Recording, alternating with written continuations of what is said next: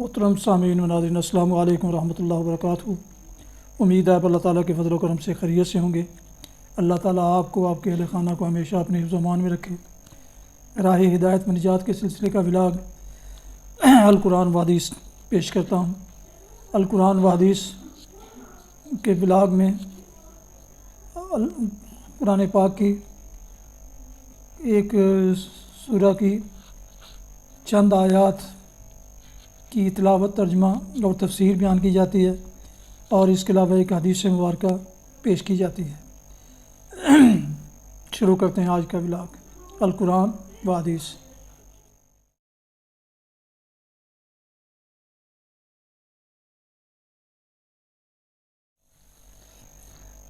اعوذ باللہ من الشیطان الرجیم، بسم اللہ الرحمن الرحیم۔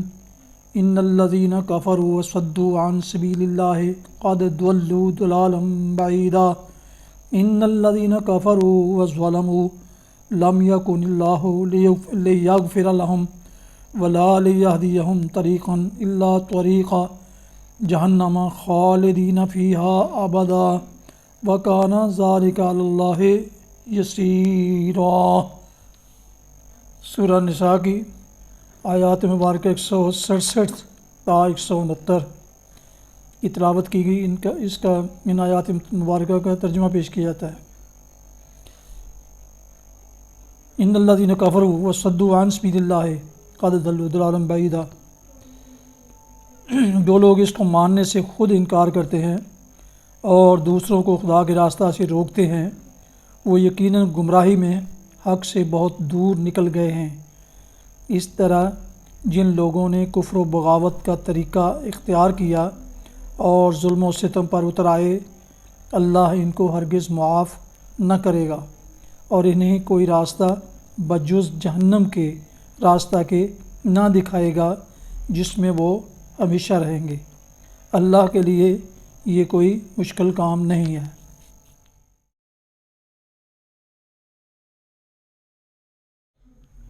حدیث مبارکہ حضرت ابو ہریرہ رضی اللہ عنہ سے روایت ہے، نبی کریم صلی اللہ علیہ وسلم نے فرمایا، بے شک اللہ تعالیٰ کو غیرت آتی ہے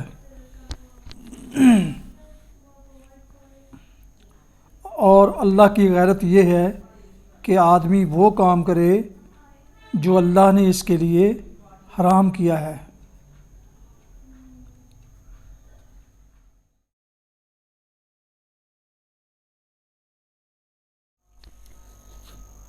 ناظرین و سامعین اکرام، یہ تھا آج کا راہ ہدایت و نجات کے سلسلے کا بلاگ، جس میں سورہ نساء کی آیات مبارکہ 167 تا 169 کی تلاوت اور ترجمہ پیش کیا گیا۔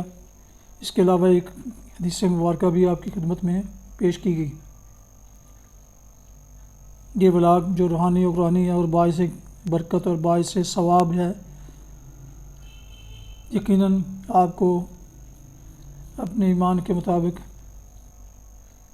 پسند آنا چاہیے، تو اسے آپ ویڈیو کی شکل میں دیکھنے کے لیے میرے یوٹیوب چینل راہ ہدایت رشیدی اور بی اے رشیدی کو ضرور سبسکرائب کریں اور لائک کر کے بیل آئیکن کو پریس کرنا نہ بھولیں، تاکہ آنے والے ایسے روحانی قرآنی ولاگز آپ کو آئندہ بھی باقاعدہ اور بروقت ملتے رہیں، اگر مناسب سمجھیں۔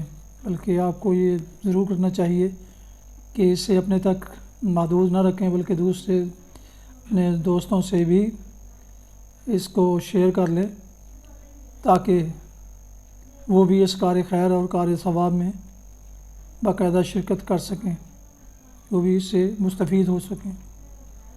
اللہ تعالیٰ آپ کا حامی و ناصر ہو۔ اللہ تعالیٰ آپ کو، آپ کے اہل خانہ کو ہمیشہ اپنے حفظ و امان میں رکھے، آمین۔ اپنا بہت خیال رکھیے گا۔ اپنی دعاؤں میں پاک وطن، والدین، اعزاء و اقارب کے علاوہ اس ناچیز کو بھی اگر شامل فرمائیں تو انتہائی شکر گزار ہوں گا۔ اسی پہ آج کا ولاگ ختم کرتے ہیں۔ السلام علیکم ورحمۃ اللہ وبرکاتہ۔ پاکستان زندہ باد۔ خدا حافظ۔